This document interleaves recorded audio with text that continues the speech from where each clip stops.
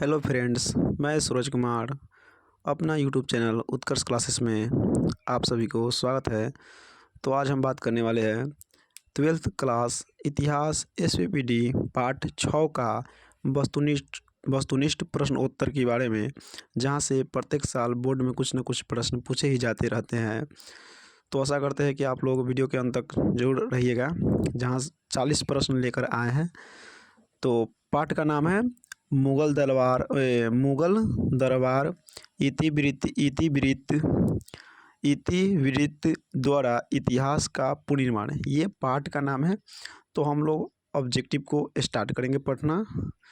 तो देखिएगा, जैसा कि पहला प्रश्न है, मुमताज एवं शाहजहां की पुत्री का नाम क्या था? मुमताज एवं शाहजहां की पुत्री का नाम क्या था? ऑप्शन ए जहां आरा, ऑप्शन बी रोशन आरा, ऑप्शन सी गौहर आरा, ऑप्शन डी ये सभी। तो मुमताज एवं शाहजहां की पुत्री का नाम क्या था? तो क्या था? ये सभी था। यानी जहां आरा भी था, रोशन आरा, गौहर आरा, ये सभी था। यानी ऑप्शन नंबर क्या हो जाएगा? ऑप्शन नंबर डी हो जाएगा। ऑप्शन नंबर क्या हो जाएगा? डी हो जाएगा। फिर देखेंगे अगले प्रश्न की ओर। 2 नंबर में कह रहा है, हुमायूं का भाई कौन था? Option number A Kamran, option number B Askari, option number C Hindal, option number D ये सभी। तो हुमायूं का भाई कौन था? ये सभी था। यानी कामरान, अस्करी, हिंदाल, ये सभी किनके भाई थे? हुमायूं के भाई थे। ऑप्शन नंबर डी हो जाएगा। देखेंगे फिर अगले प्रश्न की ओर। मुगल कालीन चित्रकला किसके काल में चरमोत्कर्ष पर पहुंची? Option A Humayun, option B Akbar, option C Jahangir, option D Shahjahan. तो मुगल कालीन चित्रकला किसके काल में चरमोत्कर्ष पर पहुंची? वो जहांगीर के काल में पहुंची। ऑप्शन नंबर सी हो जाएगा। देखेंगे फिर अगले प्रश्न की ओर।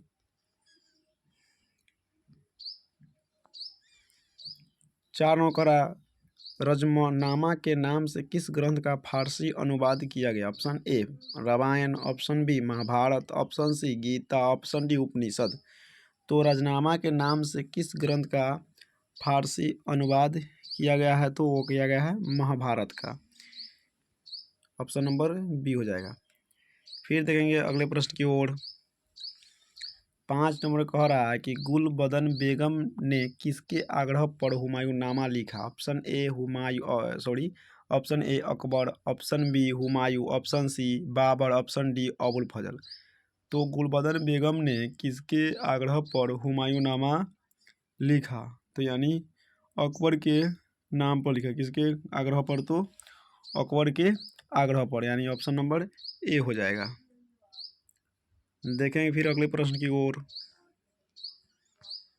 6 नंबर कह रहा है कि बादशाहनामा किसने लिखा?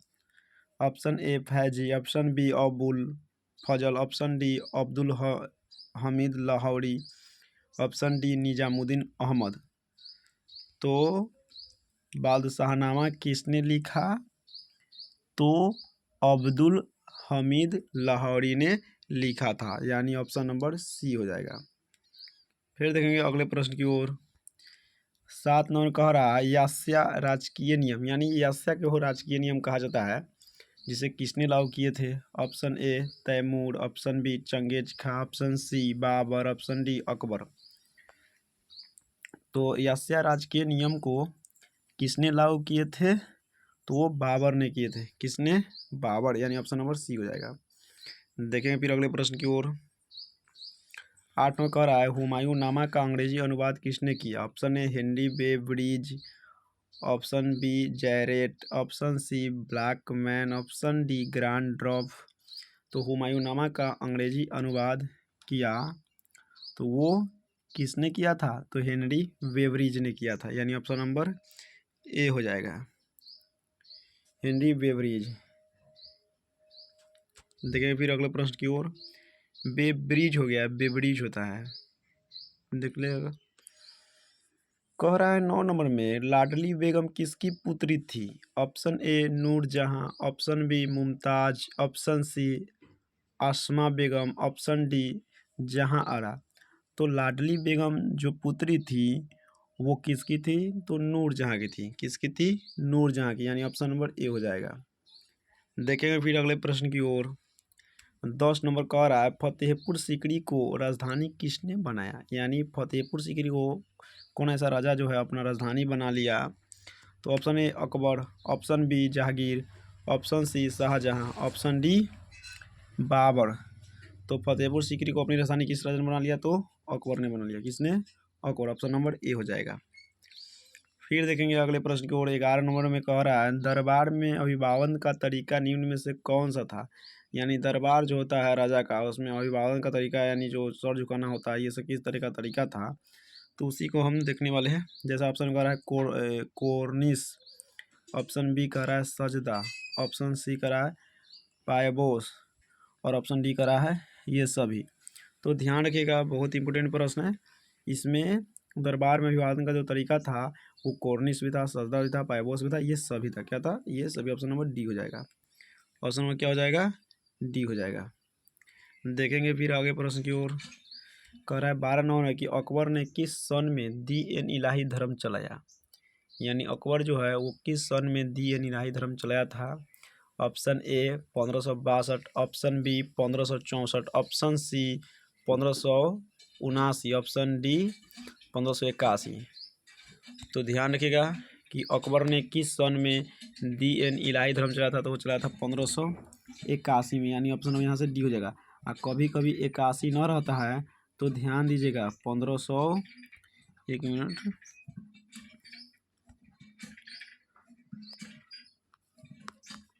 1582 रहता है। ठीक, अगर 81 न रहेगा तो 82 रहेगा, ध्यान दीजिएगा। तो फिर देखेंगे हम लोग अगले प्रश्न की ओर देख लेंगे। कह रहा है 13 में दारा एवं शाहजहाँ के पास आगरा में रहती थी। मतलब जहाँ दारा एवं शाहजहाँ है तो इसके पास आगरा में जो है कौन रहती थी? तो पहला दे रहा है जहाँ आरा, ऑप्शन बी कर रहा है रोशन आरा, ऑप्शन सी कर रहा है गौहर आरा, ऑप्शन डी कर रहा है ये सभी। तो क्या हो जाएगा आंसर इसका? हो जाएगा जहाँ आरा। यानी दारा एवं शाहजहाँ के पास आगरा में कौन रहती थी? तो वो रहती थी जहाँ आरा। कौन रहती थी? जहाँ आरा। यानी ऑप्शन में क्या हो जाएगा? ए हो जाएगा। फिर देखेंगे अगले प्रश्न की ओर। 14 नंबर कह रहा है दिल्ली में चांदनी चौक का निर्माण, बहुत इंपॉर्टेंट प्रश्न है। दिल्ली में चांदनी चौक का आखिरकार जो निर्माण कराया गया वो किसके द्वारा करवाया गया? ऑप्शन ए है जहाँ आरा, ऑप्शन बी है रोशन आरा, ऑप्शन सी है गौहर आरा, ऑप्शन डी है किसी ने नहीं। तो दिल्ली में चांदनी चौक का निर्माण कराया गया था वो किसके द्वारा कराया गया था? तो वो कराया गया था जहाँ आरा के साथ। किसके द्वारा? जहाँ आरा के द्वारा कराया था, यानी ऑप्शन नंबर ए हो जाएगा। फिर देखेंगे अगले प्रश्न की ओर। 15 नंबर कह रहा है कि बाबर चंगेज खां का कौन सा वंशज था? बहुत ही वीवीआई प्रश्न है कि बाबर चंगेज खां का कौन सा वंशज था? ऑप्शन ए पांचवा, ऑप्शन बी सातवा, पांचवा, यानी यहाँ पर होगा पांचवा, होगा पांचवा।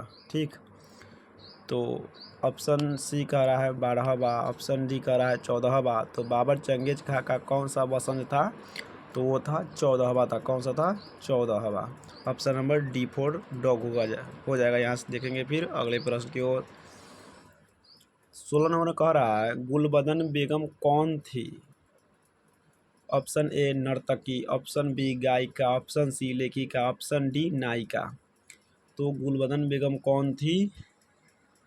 गुलबदन बेगम आखिरकार वो कौन थी? तो लेखिका थी, यानी लिखने के कार्य होता है वो करती थी। ऑप्शन नंबर यहाँ से सी करेक्ट हो जाएगा।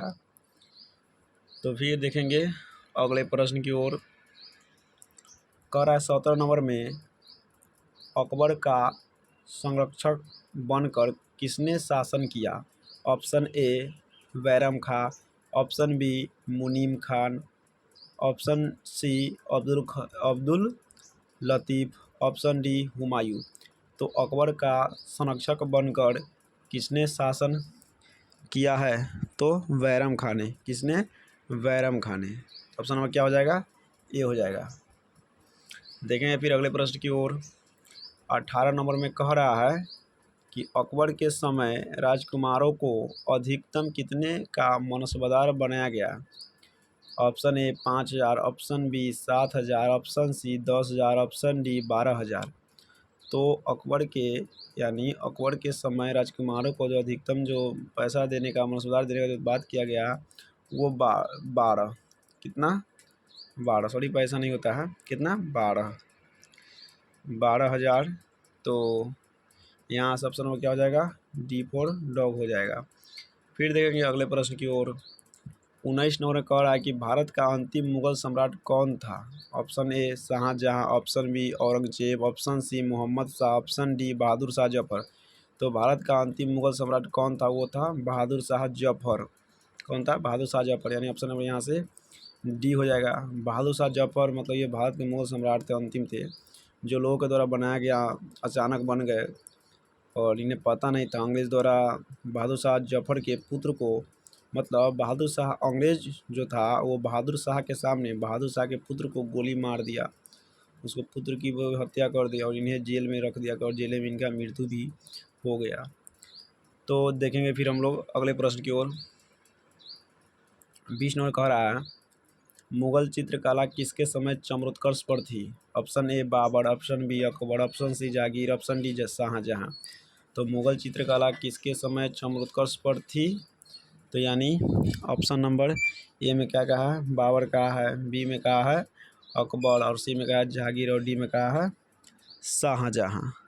तो क्या हो जाएगा इसका आंसर, यानी हो जाएगा जहांगीर हो जाएगा। क्या हो जाएगा, जहांगीर। यानी जहांगीर किस में है, सी में है। तो यानी ऑप्शन नंबर सी हो जाएगा। उसके बाद में देखेंगे फिर अगले प्रश्न की ओर। उसके बाद में कह रहा है 21 नंबर में कि तुजक ए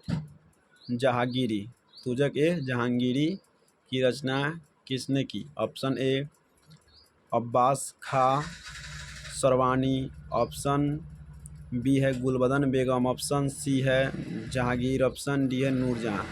तो तुजक ए जहांगीरी, जैसा कि आपको हम बताया है कुछ पिछले वीडियो में शायद, कि जिसमें जैसे था ना कि बाबरनामा का रचना किसने किया, तो बाबर ने। उसी प्रकार जहांगीर क्या है, जहांगीरी का रचना किसने किया। तो इस तरह से हम कुछ जो प्रश्न था इसे पीछे हम बता है कि कुछ प्रश्न ऐसा होता है जो प्रश्न में क्या रहता है, आंसर रहता है। तो जैसे यहाँ भी दिया है तुजक ए जहांगीरी, तो जहांगीर हो जाएगा। यानी ऑप्शन नंबर सी हो जाएगा। जहांगीरी तो जहांगीर आंसर हो जाएगा। बाबरनामा तो बाबर हो जाएगा। अकबरनामा तो अबुल फजल हो जाएगा। इस तरह से रहता है। तो फिर देखेंगे हम लोग अगले प्रश्न की ओर। 22 नंबर कह रहा है कि भारत में मुगल वंश का संस्थापक कौन था। ध्यान रखिएगा आप लोग कि भारत में अगर बात किया कि भारत में मुगल वंश का सबसे बड़ा संस्थापक कौन था, तो बाबर था। कौन था, तो बाबर। यानी ऑप्शन नंबर यहाँ से ए हो जाएगा। क्या हो जाएगा, ऑप्शन ए। यानी भारत में मुगल वंश का संस्थापक कौन था, तो बाबर था। उसके बाद में फिर देखेंगे हम लोग अगले प्रश्न की ओर। कह रहा है 23 नंबर में तुजक ए बाबरी कौन है। अच्छा ठीक है, तो देखते हैं हम लोग फिर 23 नंबर में कह रहा है तुजक ए बाबरी किसने लिखी। तो ऑप्शन ए बाबर ने, ऑप्शन बी फैजी ने, ऑप्शन सी अबुल फजल ने और ऑप्शन डी हुमायूं ने। तो जैसा कि इससे पीछे हम जस्ट अभी बताया है, एक बार उसको देख ही लेते हैं। जैसा इसमें था ना, किधर है, अच्छा यहाँ पर है। जैसे यहाँ पर जहांगीरी लागल है तो क्या हो गया आंसर, जहांगीरी लागल तो जहांगीर हो गया है। ठीक उसी प्रकार जैसे में लागल है बाबर, तो जिसे पहले बताया है बाबर लगाया तो कौन हो जाएगा, बाबरे हो जाएगा आंसर। यानी तुजक ए बाबरी किसने लिखी, तो बाबर ने लिखी। यानी ऑप्शन में क्या हो जाएगा, ए हो जाएगा। आगे जाने की जरूरत नहीं है क्योंकि आंसर पहले ही मिल गया। तो फिर देखेंगे हम लोग अगले प्रश्न की ओर। 24 नंबर कह रहा है कि अकबर का वजीर था, मतलब अकबर का जो वजीर था वो कौन था। Option A Bairam Khan, option B Munim Khan, option C Todarmal, option D है अब्दुल रहीम। तो अकबर का जो वजीर था अकबर का, यानी क्या है, अकबर का जो वजीर था वो कौन था, तो था बैरम खां। कौन था, बैरम खां, यानी ऑप्शन नंबर यहाँ से ए हो जाएगा। कुछ गीता के श्लोकों में कहा गया है कि गीता कहती है कर्म करो, यानी गीता जो है ग्रंथ है, तो गीता कहती है क्या कि कर्म करो, मतलब गीता जो है किसी भी व्यक्ति को कहती है, प्रत्येक व्यक्ति को कि कर्म करो, फल की इच्छा मत करो। लेकिन वही बात अगर संविधान के तौर पर कहा जाए, संविधान की धारा के अनुसार, तो संविधान कहता है कर्म करो, अगर फल ना मिले तो लेबर कोर्ट में केस दर्ज करो। सही बात है, यानी गीता कहती है कि कर्म करो और फल की इच्छा मत करो, लेकिन संविधान कहता है कर्म करो और कर्म के फल तुमको न मिला है तो इस तरह से तुम संविधान के तौर पर चलेगा तो तुम केस भी कर सकता है, दर्ज कर सकता है। तो इसी प्रकार इसके आप लोग साथ हैं या नहीं है, तो देखते हैं फिर हम लोग अगले प्रश्न की ओर। कह रहा है 25 नंबर में क्या कह रहा है देख लेते हैं। कह रहा है 25 नंबर में कि मुमताज महल किसकी पुत्री थी। Option A Asaf Khan, option B Bairam Khan, option C Mahabat Khan, option महावत होगी मोहम्मद होगा यहाँ पर, महावत नहीं है क्योंकि कह रहा है 25 नंबर में कि मोहम्मद महल क्या है, मुमताज है ना, मुमताज महल किसकी पुत्री थी, तो यहाँ पर महावत ही होगा। ठीक है, तो महावत खां है, अब्दुल रहीम है, तो पुत्री जो होगी किसकी होगी, मुमताज महल किसकी पुत्री है, तो होगी आसफ खां की। किसकी होगी, आसफ खां की, यानी ऑप्शन में क्या हो जाएगा, ए हो जाएगा। देखेंगे फिर हम लोग अगले प्रश्न की ओर। 26 नंबर कह रहा है अकबर के समकालीन इतिहासकार कौन था। ऑप्शन ए फरिश्ता, ऑप्शन बी बदाऊनी, ऑप्शन सी क्या है मुल्ला दाऊ, ऑप्शन डी मोहम्मद खान। तो अकबर के समकालीन इतिहासकार कौन था, तो था बदाऊनी। कौन था, बदाऊनी था, यानी ऑप्शन में क्या हो जाएगा, बी हो जाएगा। देखेंगे फिर अगले प्रश्न की ओर हम लोग। 27 नंबर कह रहा है कि अकबर निम्नलिखित में से किस पर अधिकार नहीं कर सका।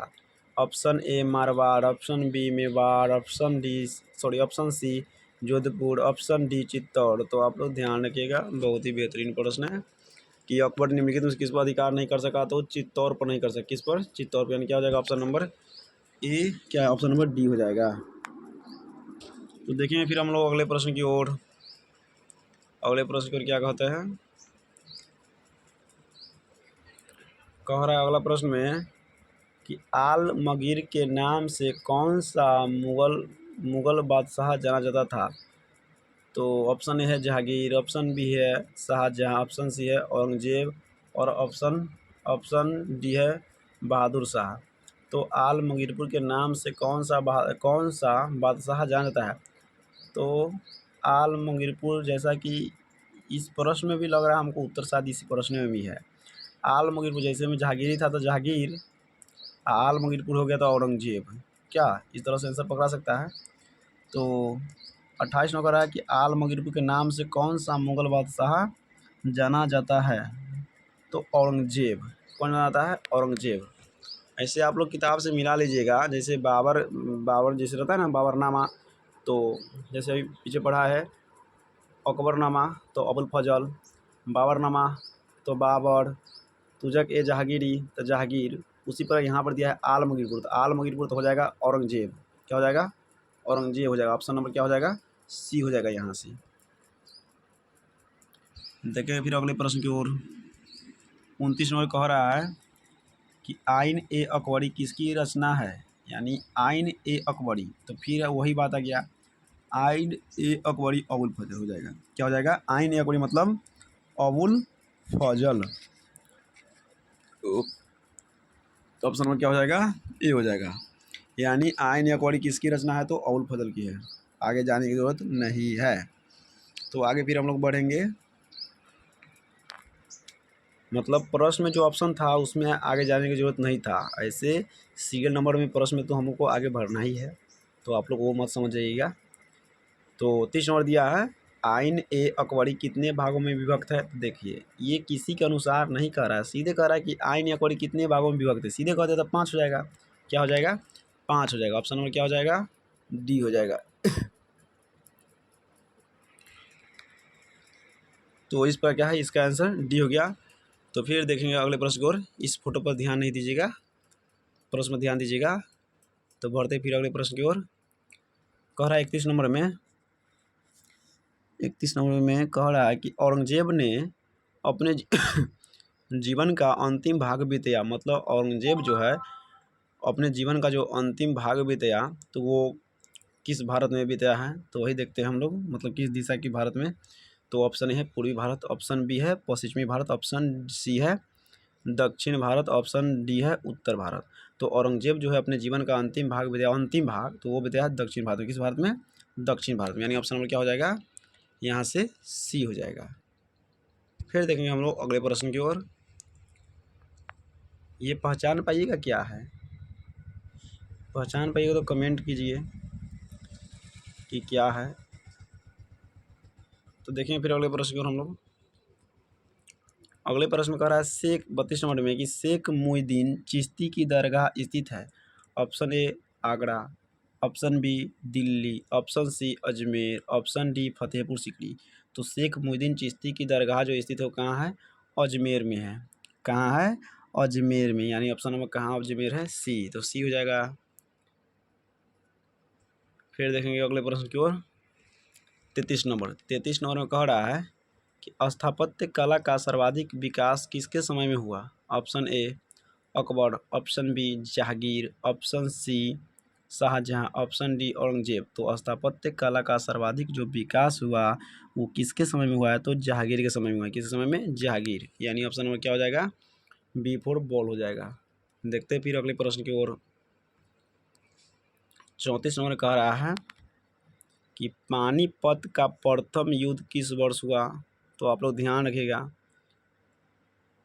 कि पानीपत का प्रथम युद्ध हुआ वो 1526 में हुआ है। कब हुआ है? 1526 में। शायद दूसरा हुआ 56 में और तीसरा हुआ है 61 में। ठीक है, तो आप लोग ध्यान में रखिएगा कि पानीपत का प्रथम युद्ध कब हुआ था? 1526 में। पानीपत का प्रथम युद्ध कब हुआ था? 1526 में। और दूसरा युद्ध हुआ था, ऐसे हम कंफर्म ना है दूसरा के बारे में, तीसरा के बारे में, क्योंकि मेरे पास किताब नहीं है। तो आप लोग मिला लीजिएगा, गलती हुआ तो कमेंट कीजिएगा कि पानीपत का ऐसे प्रथम युद्ध जो हुआ था वो 1526 में कन्फर्म है, और दूसरा जो पानीपत का युद्ध हुआ था वो 1556 में हुआ था, शायद 56 में हुआ होगा। और तीसरा जो पानीपत का युद्ध हुआ था वो शायद वो हुआ था 61 में हुआ था। तो आप लोग कन्फर्म हो जाएगा देखकर, ऐसे गलत होने के चांस नहीं है। तो फिर आगे बढ़ेंगे हम लोग। 35 में कह रहा है कि दीन ए इलाही धर्म संबंधित है, यानी दीन इलाही धर्म जो है जो चलाया हुआ उसी से संबंधित होगा। हाँ, तो वही पकड़ना है कि जो चलाया होगा उसी से संबंधित होगा। तो दीन इलाही धर्म जो है चलाया कौन? तो वही देखेंगे। ऑप्शन ए कह रहा है बाबर, ऑप्शन बी कह रहा है हुमायूं, और ऑप्शन सी कह रहा है अकबर, और ऑप्शन डी कह रहा है जहांगीर। तो दीन इलाही धर्म जो है वो किससे संबंधित है वो देखना है। तो किससे संबंधित है? अकबर से। किससे? अकबर से। तो क्या हो जाएगा इसका आंसर? सी हो जाएगा। देखेंगे फिर हम लोग अगले प्रश्न की ओर। ऑप्शन डी में क्या है? प्रश्न नंबर कह रहा है 36 में कि मुगल प्रशासन में जिले को किस नाम से जाना जाता था? ऑप्शन ए है हार से, ऑप्शन बी है डूबा से, और ऑप्शन सी है सरकार से, ऑप्शन डी है दस्तूर से। तो मुगल प्रशासन में जिलों को किस नाम से जाना जाता था? तो मुगल काल में जिला को सरकार के नाम से जाना जाता था। Option number C correct. देखेंगे 37 नंबर कह रहा है किस मुगल शासक ने हिंदुओं पर से जजिया कर हटाया था? बहुत ही प्रिय शासक था जो हिंदुओं पर से कर जो होता है पैसा का बोझ वो हटाया था। तो हटाने वाला व्यक्ति कौन था? अकबर था। कौन था? अकबर था। ऑप्शन नंबर क्या हो जाएगा? बी फोर बॉल हो जाएगा। यहाँ से टिक कर लेंगे और फिर आगे बढ़ जाएंगे। कह रहा है 38 नंबर किस प्रशासकीय सुधार के लिए शेरशाह खास तौर पर जाना जाता है? ऑप्शन ए कह रहा है बाजार नियंत्रण, ऑप्शन बी भूमि सुधार व्यवस्था, ऑप्शन सी मनसबदारी व्यवस्था, ऑप्शन डी विधि नियंत्रण व्यवस्था। तो किस प्रशासकीय सुधार के लिए शेरशाह जो खास तौर पर जाना जाता है? तो किसके लिए जाना जाता है? वो जाना जाता है भूमि सुधार व्यवस्था के लिए। किसके लिए? भूमि सुधार व्यवस्था के लिए। ऑप्शन में क्या हो जाएगा? बी हो जाएगा। देखेंगे फिर हम लोग अगले प्रश्न की ओर। कह रहा हूँ 39 नंबर में कि दीवान ए अशरफ का अर्थ है। बहुत ही बेहतरीन प्रश्न है और इसका आंसर किताब में शायद गलत दिया हुआ है। तो दीवान ए अशरफ का अर्थ क्या होता है? ऑप्शन ए है भूमि विभाग का अध्यक्ष, ऑप्शन बी है वन विभाग का अध्यक्ष, ऑप्शन सी है स्वराज विभाग का अध्यक्ष, ऑप्शन डी है सेना विभाग का अध्यक्ष। तो दीवान ए अशरफ का जो अर्थ है वो किसका अर्थ है? वो है भूमि विभाग का अध्यक्ष, यानी दीवान ए अशरफ का अर्थ होता है भूमि विभाग का अध्यक्ष। देखेंगे फिर अगले प्रश्न की ओर। 40 नंबर में कह रहा है कि अकबरनामा की रचना किसने की? तो फिर बात वही आ गया है, अकबरनामा यानी अबुल फजल। अकबरनामा यानी अबुल फजल क्या हो जाएगा? अकबरनामा यानी अबुल फजल, यानी ऑप्शन नंबर यहाँ से डी करेक्ट हो जाएगा। तो इसे हम लोग क्या कर लेंगे? टिक कर लेंगे। देखेंगे फिर अगले प्रश्न की ओर। 41 नंबर कह रहा है कि ताजमहल का निर्माण किसने करवाया? तो ध्यान रखिएगा, बहुत ही बेहतर प्रश्न है। ताजमहल जो है, ताजमहल का जो निर्माण है वो किसने करवाया? तो ऑप्शन नंबर ए करा है अकबर, ऑप्शन नंबर बी करा है जहांगीर, ऑप्शन नंबर सी करा औरंगजेब, ऑप्शन नंबर डी करा है शाहजहाँ। तो क्या हो जाएगा इसका आंसर? यानी ताजमहल का निर्माण किसने करा? तो करा था शाहजहाँ ने। किसने? शाहजहाँ ने। ऑप्शन नंबर क्या हो जाएगा? डी हो जाएगा। देखेंगे फिर अगले प्रश्न की ओर। आप लोग का लास्ट प्रश्न है, कह रहा है 42 नंबर के भारत में सुलह ए कुल की नीति का प्रतिपादन किसने किया? Option A Humayun, option B Akbar, option C Jahangir, option number D Suraj Sangam. तो भारत में सुलह ए कुल की नीति का जो प्रतिपादन करवाया था किसी द्वारा कराया था? तो मेरा नाम यहाँ पर दिया है सूरज संगम। तो आप लोग, हम पढ़ाते हैं तो ये मत समझ कर इसको टिक कर लीजिएगा कि पढ़ाते हैं तब मेहनत करते, ये मत समझिएगा। आप लोग प्रश्न में ध्यान दीजिएगा कि भारत में सुलह ए कुल की नीति का प्रतिपादन किसने किया? तो वो अकबर ने किया था। किसने? अकबर ने। कहा कि हम पर टिक करके इतना माया दया मत दिखलाइए। तो हम लोग, अब तो आगे शायद नहीं है प्रश्न, नहीं आगे नहीं प्रश्न है। तो इस प्रकार आपका 12th का जो है चैप्टर 6 का VVI इम्पोर्टेंट यानी मोस्ट इम्पोर्टेंट ऑब्जेक्टिव प्रश्न आपका समाप्त हो चुका है। तो आशा करते हैं कि आप लोग ज़रूर लाइक सब्सक्राइब शेयर कीजिएगा। तो बस आज के लिए यहीं तक, धन्यवाद। फिर मिलेंगे इसी क्लास के साथ अगले क्लास में।